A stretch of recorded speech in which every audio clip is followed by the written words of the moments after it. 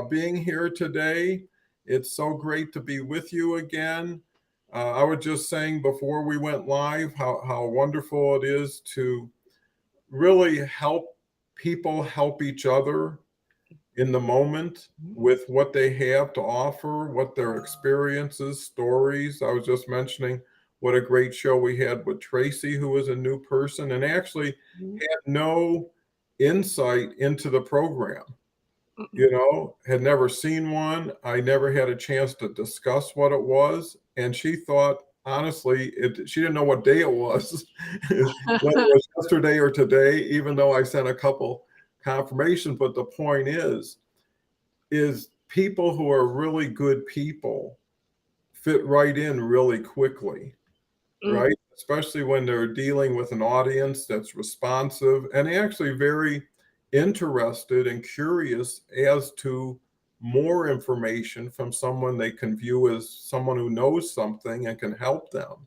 So today's word of the day is plan.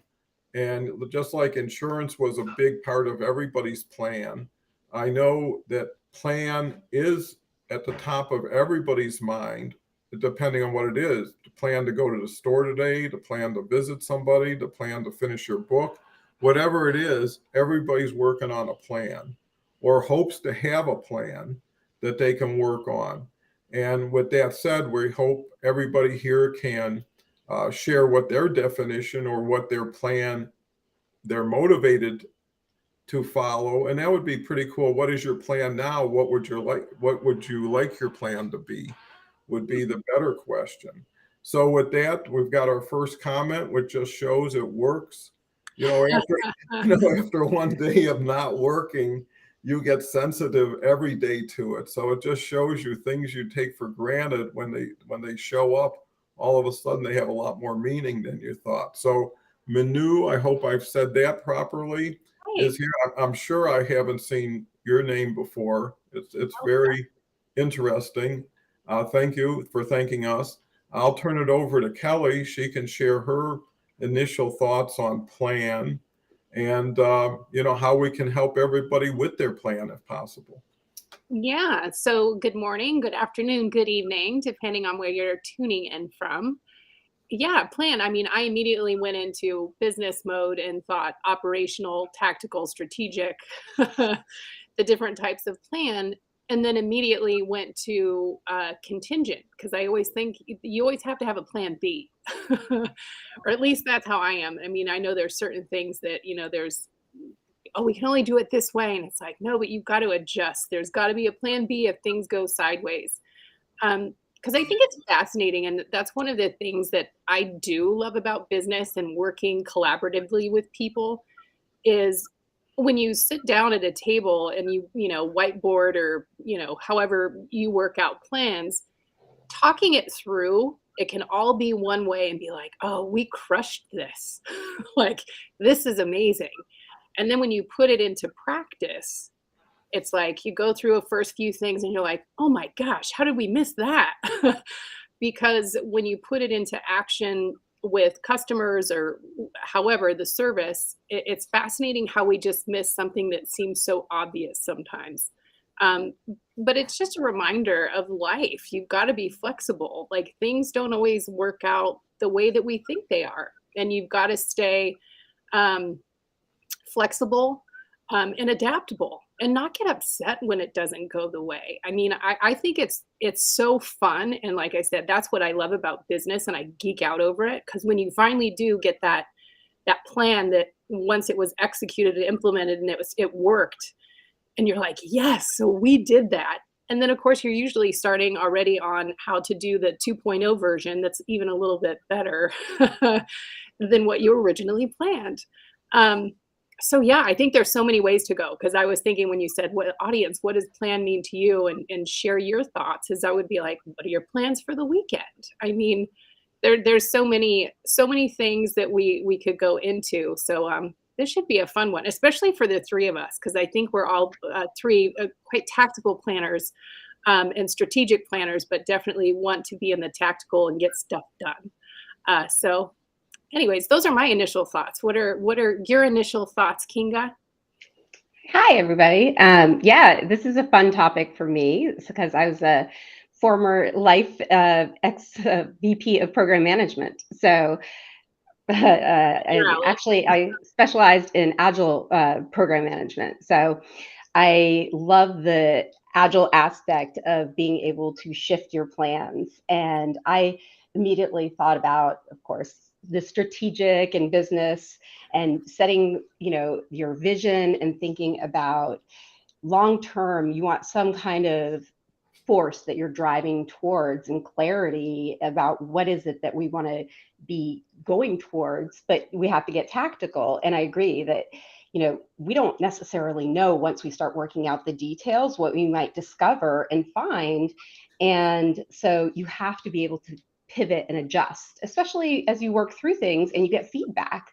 And so it's so critical to have that flexibility during the process and build that into your plan, assuming you go ahead and assume that things are going to change along the way, but still having that clarity and focus and drive and alignment with the people that you're surrounded with is really critical. And so I just love this topic, and just getting some traction and movement and action helps bring forward the things that start developing that clarity in the tactical day to day. So I Well, love those this. are those are just two wonderful insights and perspective on plan from people, and for our panel from their experience in planning. What I love about plan is actually starting the plan, Mhm. right? Actually opening up a doc and start putting your outline in or your thoughts, and it's going to start gelling, because I just like to do it like when I want to do it, not when I have to do it. So I'll do something and say, hey, this is good for now, give me time to think, come back to it, because it is a creative art. The planning itself, how you put it together, and how you then buy into it, because you look at it, you say, this is not too strong. So you say, okay, how do I fortify it? And then you say, I've done everything I can. Then you say, who do I talk to? Who do I share this with? Mhm. Right? To start getting some of their thoughts about it. Because by then, if you're saying, hey, I did the best I could, I just want a second opinion, or a new set of fresh eyes that has no skin in the game, then you can actually say it's been tested in a sense. And at that point, you have more confidence, because the key is out of the gate with a plan is to promote it, right? Is to get it integrated, to sell it. I mean, if you've got a committee that needs to approve it, or you've got somebody in charge, how are you developing that? So, in essence, a plan is a whole process from the beginning of thinking about it to the situation of actually putting it into action. And if you're successful, the next plan goes even easier, because success kind of lends itself to more approval. Hey, you did great with that plan. What else you got? Mhm. Right. So, in one way, people are throwing you out the door when you don't have anything going for you. Another way, they can't get enough of you when you become the person who's creating that activity and that action. So, with that said, there's so much to it. Let's get to some of our audience here. Ashif is here, always here. Dr. Joanne's here, just a wonderful lady. She's coming back in a couple weeks with Dr. Marilyn, a Nice. great pairing. Just really wonderful people. Renadeb, I'm hoping every day I haven't mispronounced your name. Good morning. Always good to see you. Dr. Joanne says, love the idea and need of flexibility. We need to be okay with and expect that we may have to pivot. You're going to pivot. It's just how fast and how often. And you want to pivot, right? You want to look at something as a base camp, and then you decide where you want to move from at that point. And you usually go up a mountain not by a straight line, right? Mhm. You go to the left, you go to the right, you got to do what you got to do. Harvey Tuck's here. Everybody knows good old Harvey. Hello, you fine people. Good to see you today. plan is a great topic. And I know Harvey is deep into planning. Yeah. I mean, everything he does, because he's a franchising expert, you know, has to have a blueprint, you know, has to have a beginning, middle, and end to someone who's taking over a business. Harvey Tuck says, my late father was an architect, so that kind of runs in the family. So plans have always been part of my life as I grew up. I would be fascinated with blank page turning into someone's vision. And that's so important, because if you can get excited by just thinking about something and then planning something, and you know it's starting to come into reality, because a plan is like, you know, coming from Detroit, they always built cars starting with clay. You Mhm. know, that's how they started, because it was so easy to manipulate and change, and you could do anything with clay. Then they would move to like wood, and then they would move to metal, you know, and at that point, you know, they had all these opportunities to make these changes before it ever got into production. And now with automation and AI, it's amazing. It's really, which do you choose? Before is, what can you think of to choose from? You know, and I think that's going to make a tremendous difference. So now that we're caught up, Kelly, we've got a great crowd as always, getting more relevant and more interactive and valuable in their input. So I really appreciate that. What's your thoughts? Yeah. So, I mean, it's such a cool thing that Kinga mentioned agile, like agile and Scrum. One of my best friends is a Scrum master. And the first time that I ever walked into his office and saw his board with all of his little tabs and his sprints, I mean, like I lost it, because it's you geek out over stuff like that. The organization and the fail fast philosophy is something I've always picked up on. Um, and it does help give fail uh, a different feeling, if you will, because I we say that a lot on this show, regardless of the topic. When the word failure comes up, that like, hey, people, it's just feedback. Like, you change your mindset. You didn't lose anything. You didn't. It's a things, as particularly in business. Um, it's when you need to pivot. That's when flexibility comes in. Nope, that didn't work. We got to try something else and go. And then when you get to the one thing that finally works, it's almost more exciting after. It's like, man, this hasn't worked like 6 times. And now we finally get it the seventh, or, you know, the 100th. I mean, it's not always even that quick. And it's the puzzle part of it. And I love that you said, Don, too, that it's creativity. It's an art to put a plan um, into process. And I think that's a big thing with business. And I've said this about so many consultants over the years, is knowing a lot of small businesses and startups. They'd be like, oh, I just need to hire, you know, this consultant to come in. And it's like, but do you though? You already know what you need to do. They're just going to come in and reiterate that that's what you need to do. You need people to implement, because that's why businesses fail. They usually have the plan or what they need to do. It's the implementation is where the true failure comes in, and then nothing ever really launches. Or in corporate America, one of my least favorite things was we would have meetings. I swear, I was just like, what was the purpose of this meeting? Like, why did we sit here for an hour, do the same thing we did last week or last month or last quarter, and there's no takeaways, there's no action items, and we're going to have this same meeting again, going over the exact same things, right? And that used to drive me bonkers, because it's like, can we please have action items so we can move the ball forward? Because I don't want to be here a year from now and we've moved this much when we could have done that, you know, so many times. So I think even, you know, planning your plan really matters too. Is like, what do we want out of this meeting, that we're going to be planning something new or creating something new? There needs to be action, and what are we going to do? Because again, just to go back to the whole thing, most businesses or most plans fail because they're not implemented properly, or they're not implemented at all, and the people just keep talking about it. Talking doesn't make things happen all the time. So yeah, totally interesting. And I so dig. And I don't think I realized that you did agile for some reason, Kinga, but I love that so much, because I geek out over things like that. So that's so cool. Yeah. Kinga, what's your Yeah. thought? Yeah, I'm extremely passionate about Agile.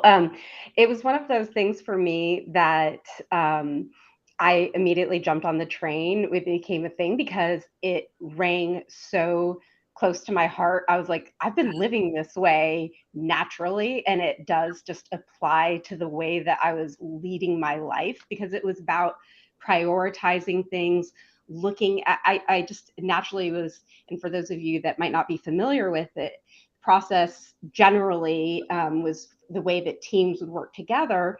You look at your to-do list and kind of prioritize it and thinking in terms of buckets of work, how big or small is something, and based against your priority list, what can you fit into a certain amount of time? And I think about my life and I'd look at my to-do list and that's how I manage my, okay, I have 2 hours. What's the top of my priority list? What can I get done today? And that's how I tackle, my plans for the day. And so and I'm organized naturally. And so I'm sure, Kelly, when you see that board, it's kind of moving. This is my to-do list and this is what's in progress. And it's about getting things to the finish line and just knocking stuff off your list, and that dopamine rush when you're just checking things off your list. And so if you're a list maker, it's fun. And that there was a big craze of Post-it notes that was happening many years ago. Yeah, colorful Post-it notes moving around because it was just kind of fun to shift things around on a whiteboard to show that progress that was being made. Of course, now everything is online. So I liked it, and I would hold meetings that were called Fail Fast to really make the point of embracing this philosophy that I was like, let's look for ways that we can fail. So I would reward the teams to have this mindset of it's fun to find ways that we can improve, right? And so we would dig into data points that we could look for ways that, like, oh gosh, if we look at something in this way, we could improve. And so it gave us a way to get excited around improvement and get creative around it.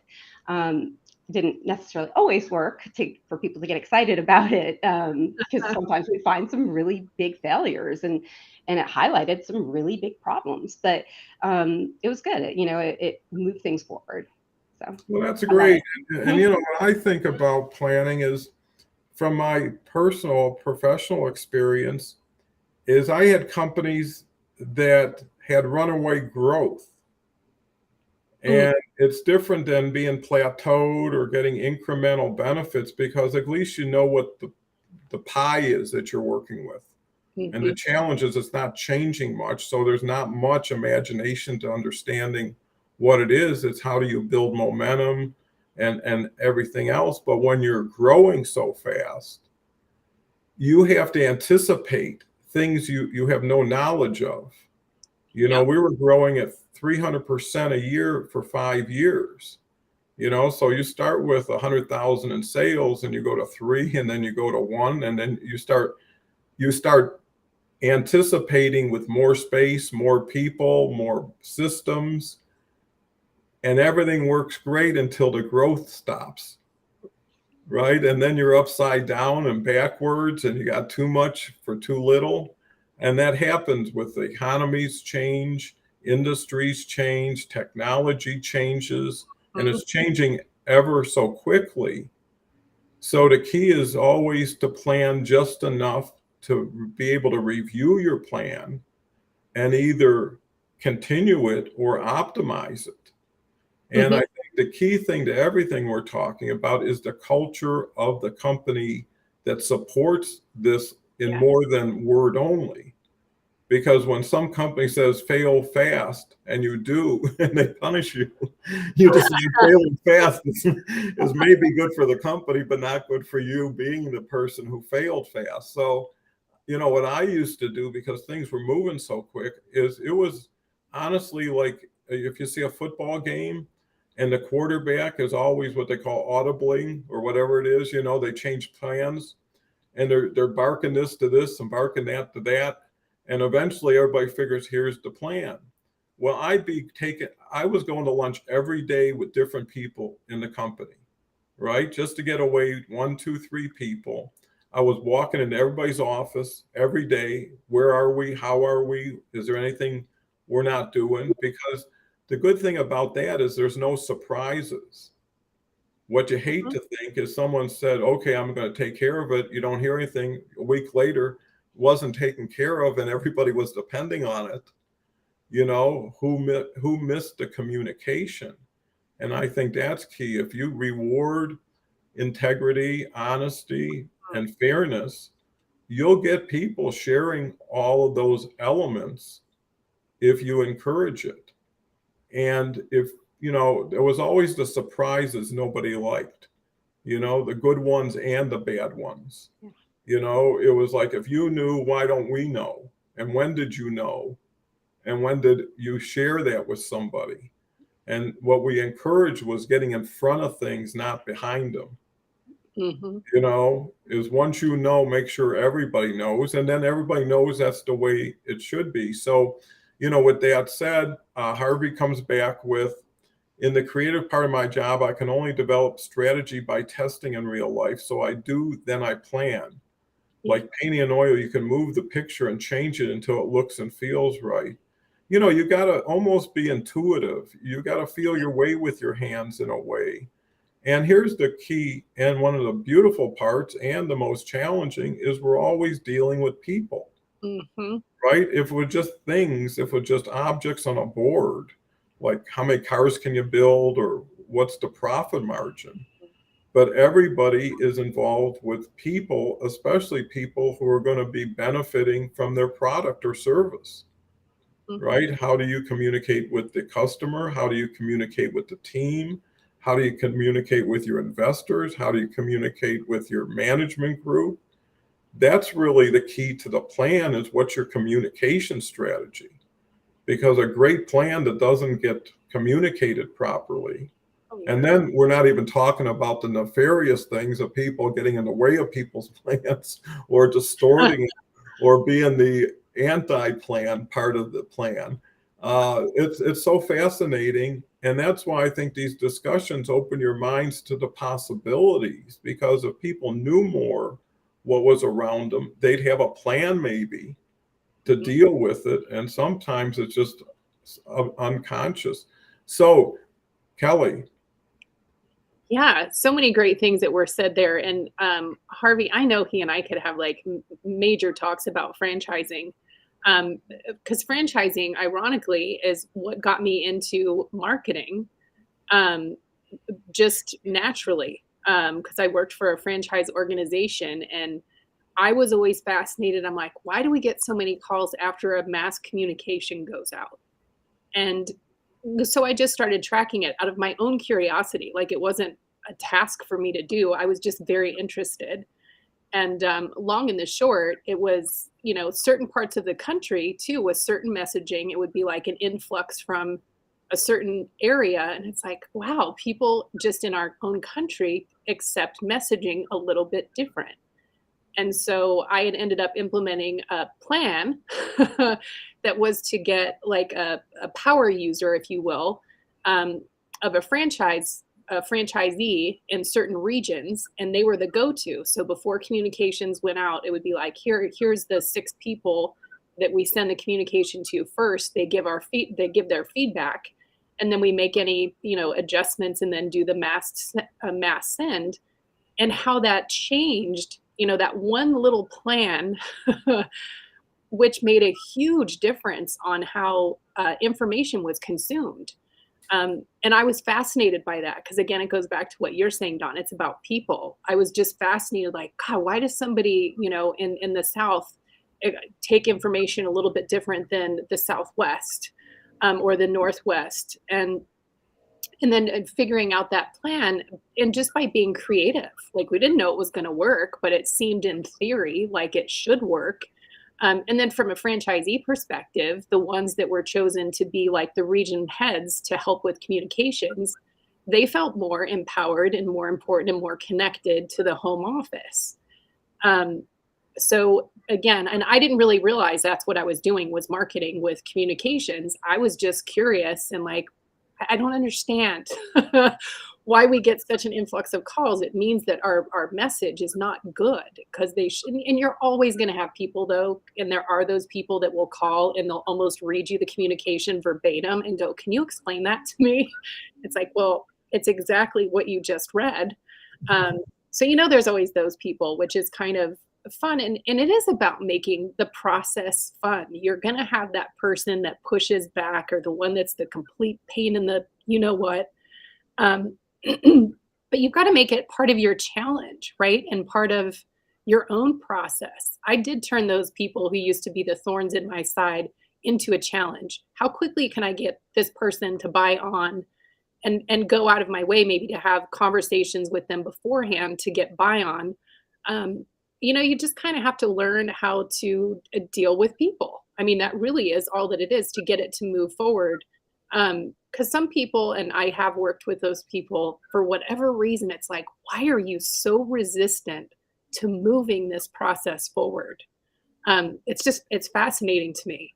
And it always did come back to me, at least in my experience, that it's like, there's some serious insecurities going on and there's a need for feeling important. And even if the need for feeling important means pulling the project backwards, it still fulfills them in some way. But understanding, that it's not about you. That was my big lesson.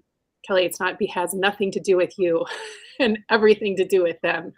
So yeah, I just think the whole process in general of any plan, and I know now we're particularly talking in business, I just find it fun because it's a puzzle, and how can we make this thing work? And even this thing that seems in the beginning like, oh, I don't know that we can do this, but we'll find a way, like we'll figure it out. And then when you do, and it goes back to that thing like Kinga was saying, that the failing part, when you get to it after you failed so many times, it's so much more exciting when you finally get it there into the finish line. But I think now, a plan that I just thought of for a reason. Today is my mom and stepdad's 28th wedding anniversary. And they are in, I don't know where they are right now. I think they're somewhere in Italy. They went to Venice. That's where they went on their honeymoon 28 years ago. And now they're traveling through Italy. But there's a plan, travel planning. Like that is an art in of itself. So I will leave it there and toss it back over to you, Kinga. Yeah, I appreciate that we've talked so much about communication and transparency. I feel like Dawn earlier you were really pointing out transparency and working internally in corporate. I felt like stakeholder understanding was so important. Yes. And getting to know, and that's what you're really talking about, is understanding your stakeholders. And so as a VP of program management in my former life, I really wanted to understand not only from the employee perspective, they really need to understand what the vision is. So I would dig and ask them questions around their understanding of it, so that if they didn't understand, it wasn't because they weren't paying attention, it's because maybe there was lack of clarity in the messaging that was coming to them. So we needed to get better definition. And so I needed to make sure that I was getting clear messaging, right? And that the goals that were getting cascaded were clear, and that we were working that kind of relationship both in every direction, and then back up to the stakeholders that, of course, were the C-suite. We wanted to make sure that they're getting the information. And to Dawn's point, nobody wants to be surprised by anything in any direction. And so laterally as well, in every which way. And so understanding all the different types of dynamics and relationships and the right audience, and not spamming too many people, because we're in information overload. And so it was important to make information that's accessible, easily accessible, for people that go, here it is, keep it consistent, and a heartbeat, that things that needed to be a heartbeat. Make sure, and I would tell my team of program managers, there, it comes out, if we have a Friday status, it comes out every Friday, and the status is what it is because it's a status, right? We don't make it a perfect status and wait, oh wait, no, so-and-so is just going to finish this thing up, and so then we'll get the status out at the end of the day. No, the status is that it'll be done at the end of the day, or we expect it to be, or whatever it is, but the status comes out when it comes out. And so the heartbeat was really important to me, just to have that consistency so that everybody knew what to expect, right? And so we set these kind of expectations on certain things, but then making sure that everybody was getting the right level. And yeah, that element of not surprising people, I was really trying to pay attention to that, because I know personally there's nothing more frustrating than when you're like, you had this information and it would have saved a headache. I mean, we've talked about that, I think, on previous shows around when somebody's like late and they knew 10, 15 minutes ago that they were going to be, an hour late. Why didn't they tell me? And I didn't have to, I could have done something else or whatever. And it's like, give the information at the right time. So I appreciate that point. Well, I think that, what it does point to, especially to Kelly's point, there's gamesmanship to this. Mm-hmm. And sometimes you're going into battle and only one will survive. Either it's one plan, one person. And then you have to really identify the arena. Is this a political arena I'm walking into? Is there a lot of people favorites around here? How did I do last time I was here? And you adjust again to package and present your plan once it's there so people will admire it. But I think the other thing that comes to mind is gaining consensus before deciding. Right? Is everybody who's involved gets buy-in, everybody gets input, everybody, had their chance. But what we all agreed on is once the plan was decided, everybody fell into place and got behind it, whether you liked it or not. Because I said, if this doesn't work, it'll be your plan next. So either it works or you get your plan. Everybody's going to have their plan, because the motto was whatever works best goes next. You know what I mean? It doesn't matter who authored it. Another thing is when you're launching all the time, there's more action than plan. In most cases, you're catching up. In most cases, we're out of stock on this. Well, then get some. That was the plan, And I think when everybody was having fun with it, and the best businesses are truly the best family type businesses. They don't have to have family members in it. But they have to treat people as if they are family, because they are in every part of the business, right? That's where taking people to lunch. That's where giving people awards. That's where having birthday cakes every day. With 72 employees, you got a birthday pretty much every 3-4 days, but everybody enjoys that part of it, right? And you take time off of work and you could say, yeah, everybody's losing 10 minutes eating birthday cake. But they're celebrating a team member. They're having dessert. They're taking home some cake. Isn't that a good 10-minute investment? And I think that's where people have to, it's the little things done right over time. Because I'll tell you another thing, no one ever left. I had people 25 years, 35 years. Why would they leave? If they're having a good time, if they're well paid, if they're well respected, if they got their own friends and family around them, who's going to compete with that, right? So what's the cost of turnover? What's the cost of training? What's the cost of counseling, when you don't do all this stuff first? And then, what happens? The people who we would never know start to project with the plan's execution, right? Someone's idea, even though they may never see their name as credit for it, is going to enrich people's lives, make things better or easier for other people if their product is a quality product. And I think that's so important. Who are you representing and what are you representing? You know, if you're using it, it's saving you all this time. You are full of integrity when you share that story, you Mhm. know, and you're driven to get more people to benefit from it. So, you know, you can't sell someone until you're sold yourself, and you can't sell what you don't buy or use. So I think it's really alignment that's so important. But let's go to Petra. Petra's here, wonderful lady. Ashif comes back with Lean Six Sigma utilizes reverse planning. It's Mhm. helpful with risk management through and through. You know, it's just these ideas that hopefully people say, I'll Google that later today.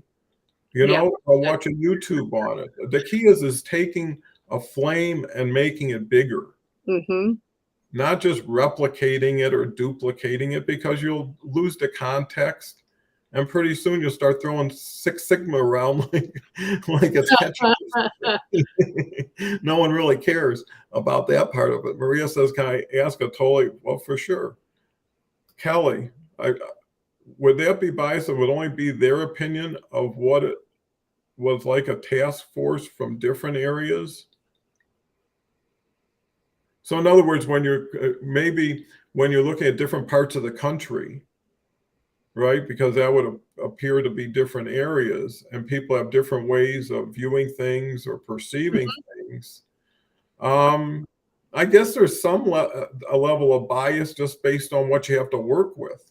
Right. You're right, I guess. But I think, the whole point of that exercise, if you will, was to more clearly communicate with the large audience. And we did have audience in other countries as well. So I think, that made a huge difference, right? Is getting someone from that country to be saying, hey, this word isn't saying what you intend it to be. Because we would talk about obviously very technical things, not all the time, but a lot of the time. So yeah, but I think when you're doing anything, trying to make the end user better consume content, that's a better process, right? I think anything is worth trying again to better communicate, um, to get that content across properly with your end user. And I think people, like I said, my experience was that everybody loved it, and other franchisees weren't like, how come they're the regional go-to? um, Maybe there was behind the scenes some of that ego thing happening. It's not like they were more important necessarily. It was just you had to pick one person to utilize as the trial period anyways. So it worked well for us at that time. And I think it just goes back to the whole thing about staying curious. Like one of the phrases that I absolutely cannot stand in any business, and when people say, "Because we've always done it that way." Well, it doesn't always mean it's the best way. And you should always be adjusting and pivoting, right? Because technology changes. You get new platforms that you can use that can change. And I mean, there's Chat GPT now for um, so many things. So you've got to continually be pivoting, but figuring what's going to be something that you can implement, that you plan on making it easier for whether it's your stakeholders, your customers, whoever. I think that's an ongoing process, and that's the part of it for me, anyways, that I love is just that staying curious and being like, man, this just seems like it could be a little bit better. I'm just curious why this works this way.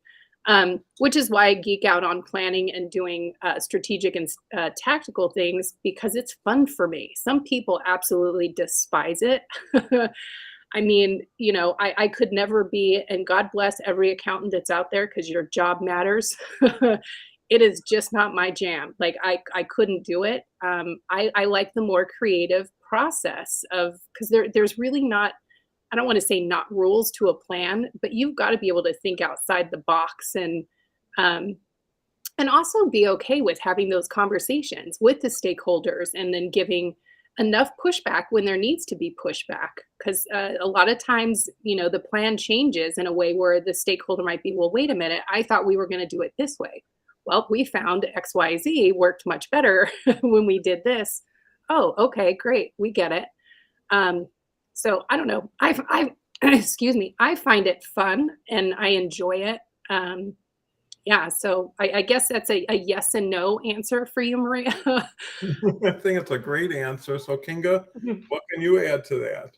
Yeah, honestly, I was looking at some of the other comments and there's so many of them. So I'm checking some of this other stuff out. And Ashif here caught my eye on something where he's talking about CCs and BCCs.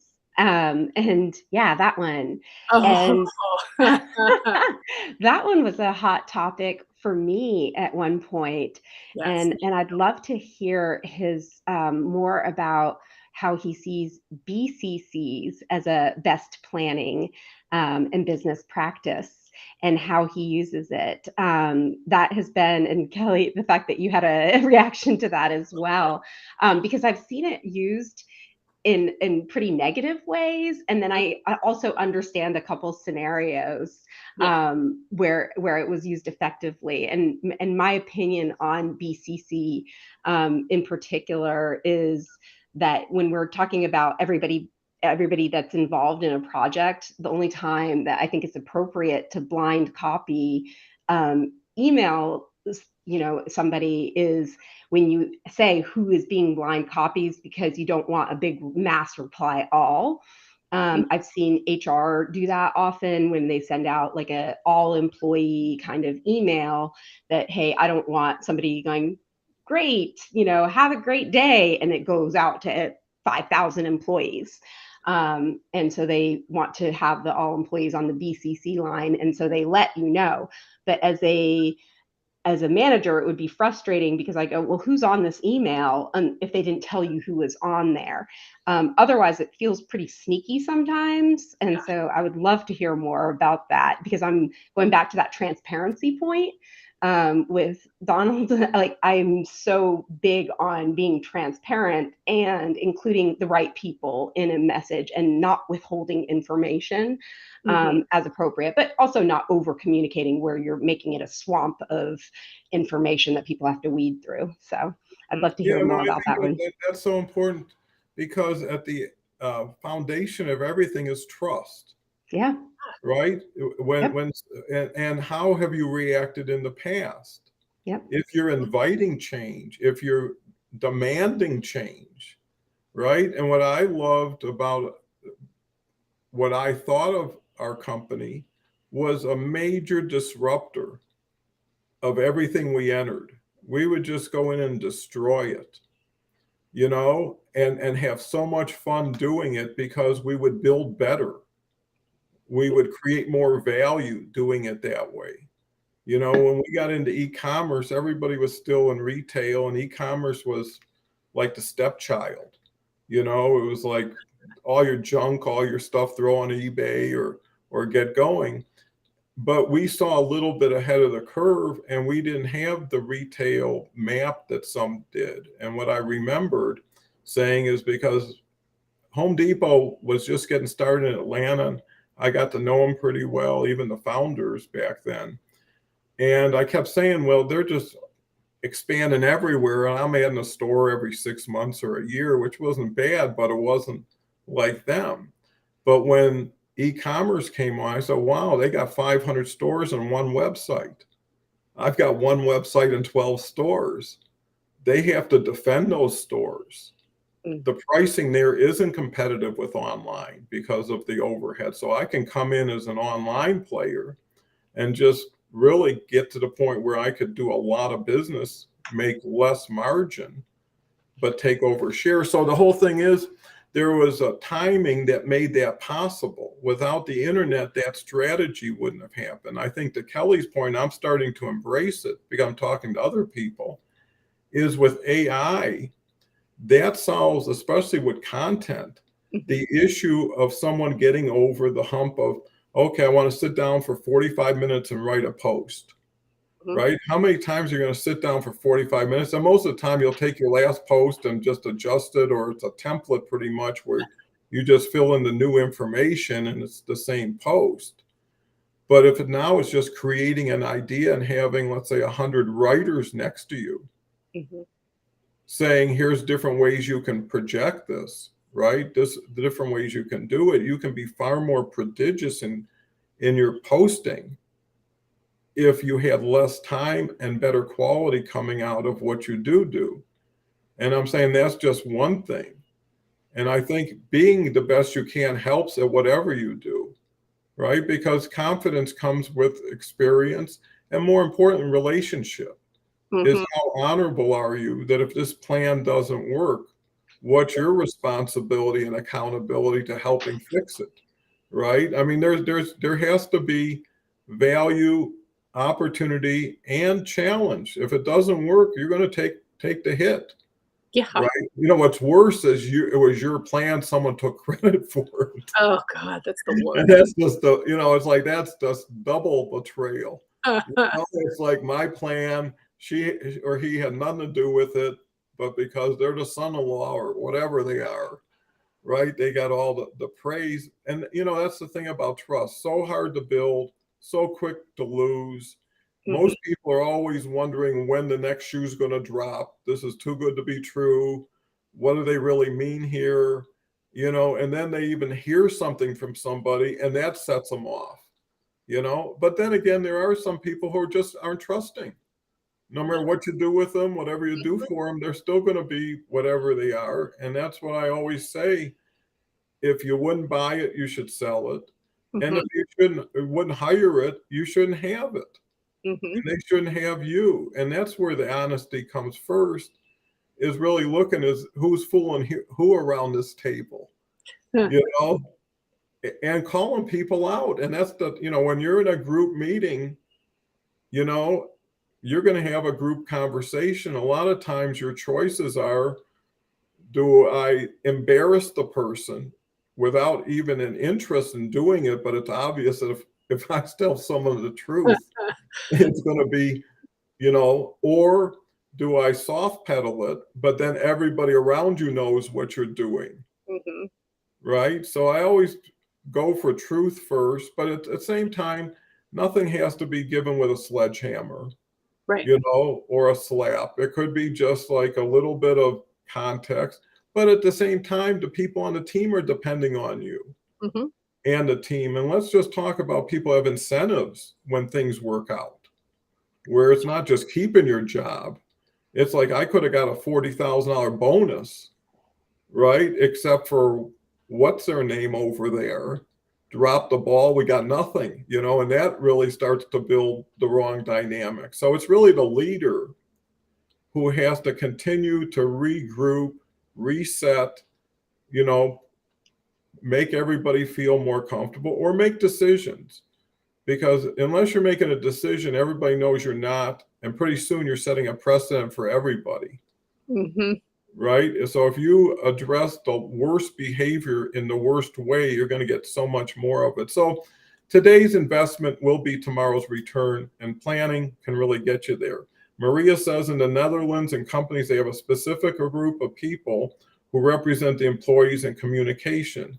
In the States, some companies find that strange. In the Netherlands, it's a huge focus that everyone is informed in different areas.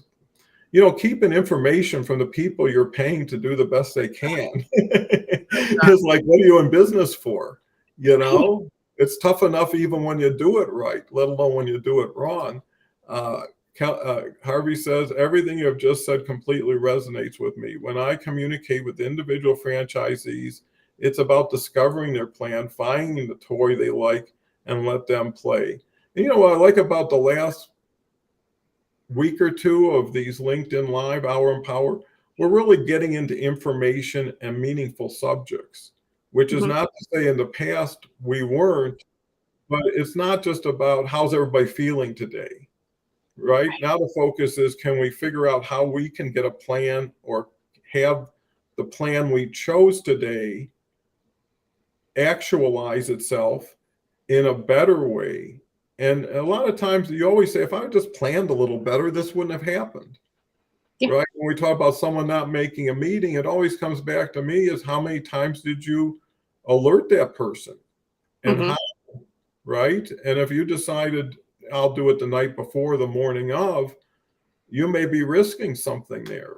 And I always catch myself and say, no matter what the disappointment, what can I learn from this? How can we grow from this? Mm-hmm. How can we look back at this and saying this was worthwhile, even though we don't appreciate it at the moment? Mm-hmm. And I think, I met a young girl that kind of changed my thinking, and she was only about 13 or 14, and she was going out for a big play, at the downtown theater. I think it was like Annie or something like that. And she came in second, and it was a touring thing, and it would have been huge. So I said to her, "So what do you think?" She said, "I know it was the best thing because something better is waiting for me." Mm-hmm. Right. And that was her opinion at that age. And I said, "Wow, you're so right. Because if you believe it, it will happen." Mm-hmm. know? And so if you believe tomorrow there's something there that you don't see today, but could be waiting for you, that's the plan. Because when you share a plan, it provides hope. Mm-hmm. If you just got the best vacuum cleaner in the world and you can show it and promote it, everybody's going to think, wow, whatever we're dealing with soon will be over because prosperity is going to show up for us, and that belief really does communicate through all of your customers. People love confidence. They love walking into an office where everybody's working, happy, Mm-hmm. helping, sharing. And that's what you can create in your plan is who are your players? What are you going to do to support those people on a continuous basis? And it's hard for people because they're having a hard time supporting themselves, especially if someone owns the business, is paying for everything. They get an entitlement view. My company, my money, my people, my, and it becomes a me business instead of a we business, instead of going and serving everybody. Just like we do with the comments, go into somebody's office, how you doing? And after a while, everybody knows everybody's business anyway. So when the family's going on vacation, whose birthday it was, whatever it is, and you're a friend. And I think that's the key. I always said, even when I started in business, be a friend, then make a sale, but get to know people, get to understand people, and you got a benefit that you would have never had if you just took their money and said goodbye to them. So Kelly, we're coming up on top of the hour. This has been engrossing, but I love having a word everybody's so intimately experienced with and Mm-hmm. excited by. Yeah, I do have to start with Ashif. You're killing me today. I don't see it now, but he said somewhere he was like, "I'm gonna DM Kinga and or CC and BCC Don and Kelly."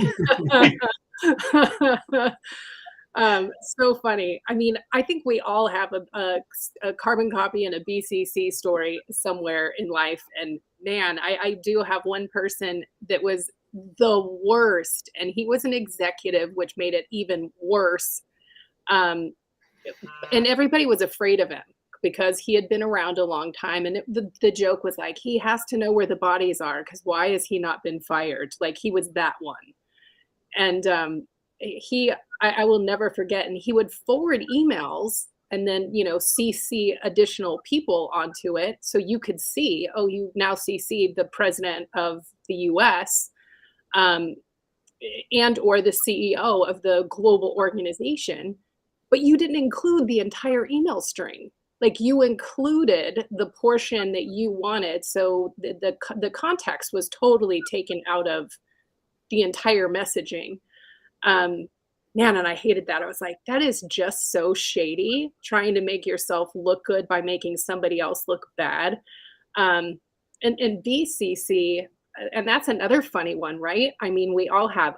I actually, with my staff that I ever had, and I always tried to be extremely open and transparent with my staff, regardless of what the organization did. Because they needed to know what was, especially in marketing and in launching a product. We were the ones that was on our doorstep. We could not miss a launch date, regardless of how far behind other departments were on the critical path.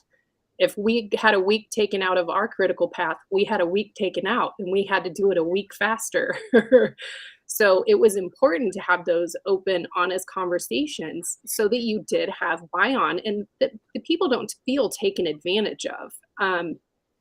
But I would tell them, if you ever have another department head or someone from somewhere else send you an email that you shouldn't be getting, because most things, especially when it was project related, always had to come through me. That was just the way that it worked, because you can't have 100 people emailing 18 different people in a marketing department and have any cohesion happening. But I would just say, if you ever get an email that you're not sure how to respond to, or that you feel was inappropriate or that shouldn't be done, feel free to always BCC me if I'm not in the office. And so I can call you, because I traveled quite a bit or would go to the home office in Calgary quite a bit. And so you can utilize it in a way to work with your team. But again, the carbon copy, reply all used to be just such a joke. I mean, with certain people, and everybody laughed about it, but it was always like, why doesn't anybody do anything about it? Like, we all know what's happening, but it continues to happen. Yeah, kind of funny. So I loved that, Ashif, DMing Kinga, and you can BCC me and CC Dawn. Well, Kinga, what's your thoughts? It looks like everybody got pretty deep into this today, and yeah, maybe you need a word of the day that's just BCC. I want to address a question that Paul had around AI and our future plans for AI. I was honored this week. There was a friend of mine, Lori Mazer. I posted about it a couple days ago.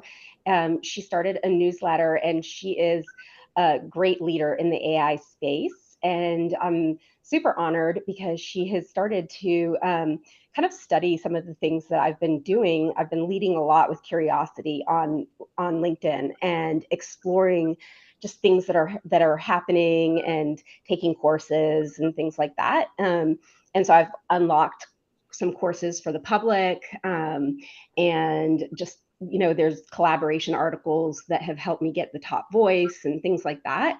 And so she noticed that. And so she's going to start helping me, help others basically through communication and collaboration, just helping people find their way through LinkedIn. And so there's a great article in her newsletter. And so that's my plan in terms of AI, is to work with her through that kind of creative space.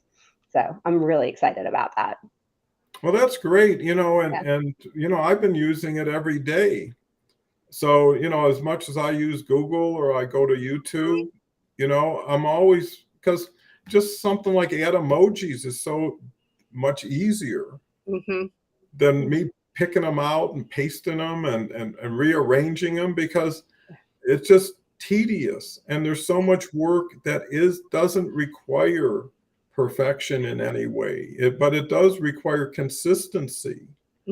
It's telling the same message over time. If people create a content calendar, it's always no more than 2 anchors, usually 1. And the anchor is, what is your primary message? And you do that every day, the same, and consistently. And the question you have to ask yourself now is, how much is the best and how much of that am I doing?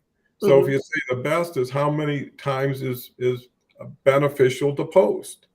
So if someone says, well, if you post 6 times a day, or 3 times or 10 times, or one time Gary Vee was posting 100 a day, and I'm sure it wasn't the same message, but he understood that LinkedIn is action driven, not time driven. So in other words, if you're going to do 7 posts in a week, would you get the same information if you did 7 in the same day? Right? And now you compress the time frame between getting the results. Now it's not the same post. Your 2 o'clock post could be about something, and your 4 o'clock could be promoting something else. But if in the past it was because you couldn't do it, didn't feel like doing it, but now technology has given you a resource to say now, you know, just like affordability, you can get it for this that was never possible before. Mm. And I always like to look at different ways of presenting things. But once you get used to it, it's just a tool, you Yeah. know, because it starts with your thoughts, it starts with your intent and your outline. And there it just kind of fluffs it up and does whatever you want to it. But yeah, I can't, it's only going to be part of everything more and more. And yeah, I was talking to my Oh, yeah. son-in-law yesterday, and he's doing great in incorporating AI. Is that anybody doing anything they've done in the past and then adds AI to it is going to be better than someone who's not using it. It's as Mhm. simple as that. So if you want to have a competitive advantage, use things that provide that with you. Petra says, getting to competition, competition and jealousy is the within the company is the worst and will destroy the heart within. You know, I don't know why managers don't give up management when they're not good at it, when they're not good at I people. don't know they're not good at it. I mean, we've all seen that person, and it's like, I realize they've been here for a long time and they were great in this position, but they have no business managing people. I mean, some people just don't have it. It's not that they're not smart or maybe good at a job, but not everybody is made to manage. I mean, they just aren't, because that in itself is an art. And we've all seen it. That frustrating, like, this person is terrible. And you never, and there's been a few that I've seen over the years too, that it's like, I don't want to see them let go, because now that they were promoted and they're bombing at the new position, you would hope that there could be some readjustment, but unfortunately, that's not always the case. But it's to notice that you're not good at it. And I do have friends that are like, oh, I've never wanted to manage people because I can't deal with people's crap. Like, somebody calling me saying they're going to be 5 minutes late, and somebody else going, oh my God, I'm stuck in traffic for lunch. And they're like, I just can't deal with all the drama that comes from everyone. And which is a great thing to recognize in yourself, but it is not a position for everyone, that's for sure. Well, definitely everything we're talking about is food for thought, continued learning, because if you can, they say the people who manage the biggest people problems make the most money. And it's really about doing the best you can with everybody and everything you can in the moment. Yeah. So it's like being a preschool teacher. You're chasing somebody to sit down, and you're trying to get somebody to do this. And you got to be the decider. You've got to be the accommodator. You've got to say, okay, listen, we got to get this going. Just give it to her, or let them do it, or don't worry about it. I'll take care of it. But we got to get this thing rolling, and we can't get you too caught up in this stuff, right? Because when you're done with one plan, you're working on something else. You know, you're always doing something, hopefully, in a company. And, you know, that's the thing about sacred cows, and we'll finish with that, is you can't afford them. I used to have people I used to love, I used to know so well, and want so much good to happen to them, but they stopped growing, or Mm. things happened in their life and they changed. They used to be this and now they became that. And then I'm the only person who can do something about it.